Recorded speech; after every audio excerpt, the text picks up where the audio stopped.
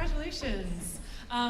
So can we start with an easy question? So where do you live and how old are you? Sure. Hello? Okay. I'm 17, just turned 17, and I live in Salt Lake City, Utah.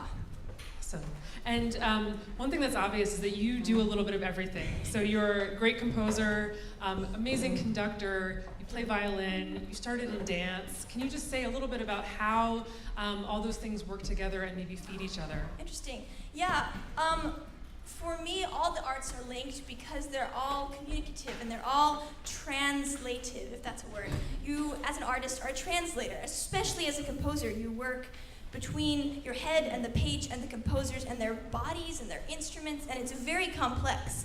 And I feel like in order to become a fully realized and fully communicative musician who's able to reach out and connect with each one of their audience members, one must learn movement and learn languages and learn history and art and really be of the world, because you're giving to the world. You're contributing to the global dialogue that is music, and so you have to have knowledge of other art forms. And so I've pursued creative writing and poetry and dance and all kinds of things. And I think they all kind of congeal in composition and conducting and classical music, for me at least.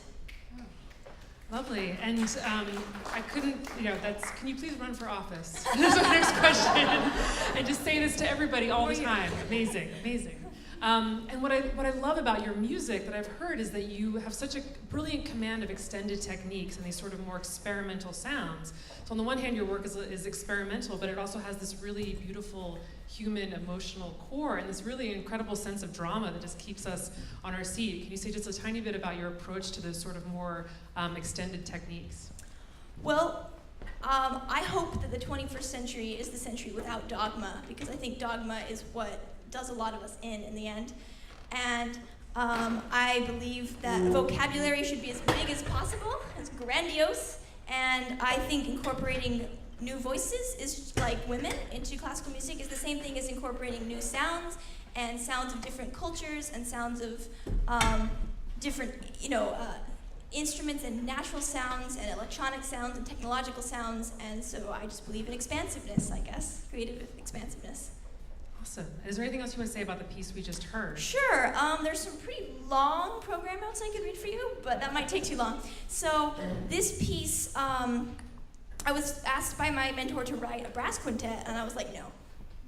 And she was like, yeah. And I was like, fine, okay. and your mentor was Christy Custer, who could not be here. Yeah.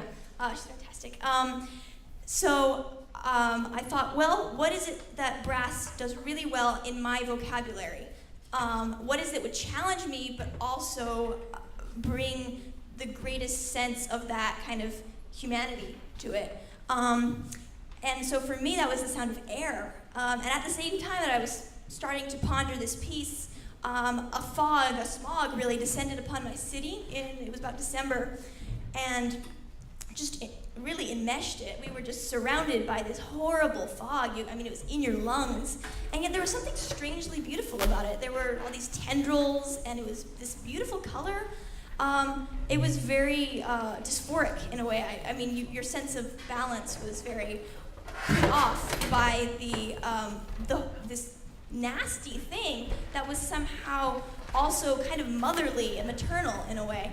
And so this piece then became, after many iterations, about air and breath and how we take it for granted and how it can be used for the better or for the worse and how it can be transformed. And so you'll hear lots of metallic sounds, and that kind of represents the natural being turned into the unnatural, and you'll hear lots of playing with breath sounds and breath ideas and air tones.